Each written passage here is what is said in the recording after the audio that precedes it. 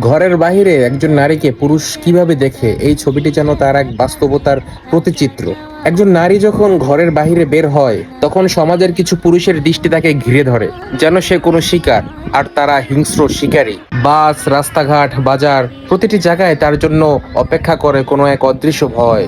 তবে নারী কোনো দুর্বল সত্তা নয়, তার আত্মবিশ্বাস, তার সত্তার শক্তি তাকে এগিয়ে নিয়ে যায়। সমাজের এই বিকৃত দৃষ্টিভঙ্গি বদলানো অত্যন্ত জরুরি, যেন একজন নারী ঘরের বাহিরেও নিজেকে নিরাপদ ভাবতে পারে।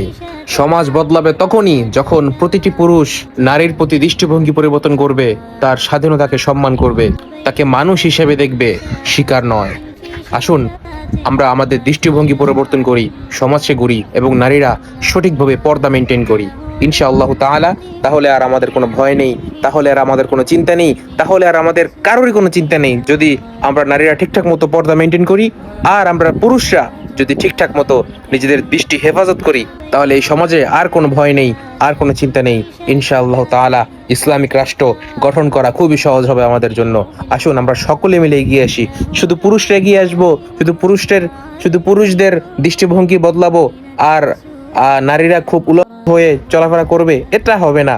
আসলে দুই দিক থেকেই করতে হবে। নারীদের শালীন পোশাক পরতে হবে, পর্দা মেনটেন করতে হবে, পুরুষদের দৃষ্টি হেফাজত করতে হবে। তাহলেই আমাদের জন্য খুব সহজ হবে ব্যাপারটা ইনশাআল্লাহ তাআলা। আল্লাহ তাআলা সকলকে সঠিক বুঝদান করুক, আমিন।